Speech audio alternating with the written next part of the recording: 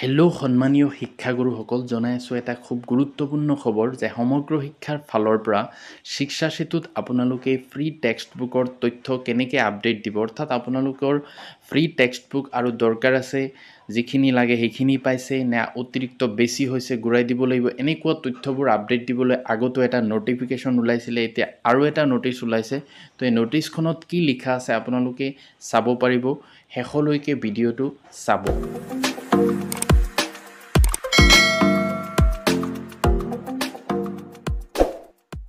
Office of the mission director সমগ্ৰ শিক্ষা Shri Sanjay Dutta ACS তেওঁৰ পৰা আহিছে এই লেটাৰখন, য'ত লিখা আছে subject reporting of receipt of free text book in শিক্ষা সেতু।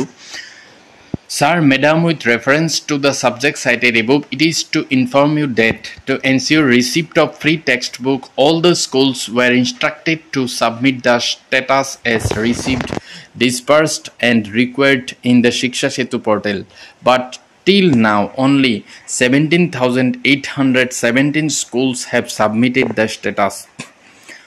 অৰ্থাৎ আগতো এটা নোটিছ দিয়া হৈছিলে য'ত ফ্ৰী টেক্সট বুক যে কোনটো স্কুলৰ কিমান লাগে, বেছি হৈছে বা যিমান লাগে সিমানে পাইছে, এই সম্পৰ্কে শিক্ষা সেতুত এটা আপডেট দিবলৈ এটা ন'টিফিকেশ্যন ওলাইছিলে। তো দেখা গৈছে যে মাত্ৰ 17,817খন স্কুলে সেই ডাটাটো দিছে, বাকী স্কুলে দিয়া নাই। তো সেইকাৰণে সমগ্ৰ শিক্ষাৰ ফালৰ পৰা এই ন'টিচখন পঠাইছে।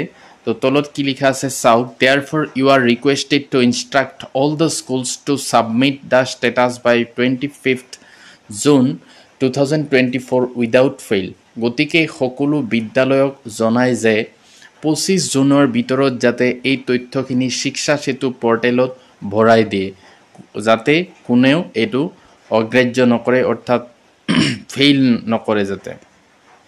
The matter may be treated as topmost priority, আৰু এইটোক যাতে সকলোতকৈ বেছি প্ৰাধান্য দিয়ে, অৰ্থাৎ এই কামটো যাতে লগে লগে কৰে, সেইকাৰণে এই ন'টিচখন পঠাইছে, চাব পাৰিছে সমগ্ৰ শিক্ষাৰ ফালৰ পৰা। আৰু এইটো কেনেকৈ আপোনালোকে ফিল আপ কৰিব, মোৰ আৰু এটা ভিডিঅ' আছে, সেইটো চাই পেলাই ফিল আপ কৰিব পাৰিব শিক্ষা সেতু পৰ্টেলত।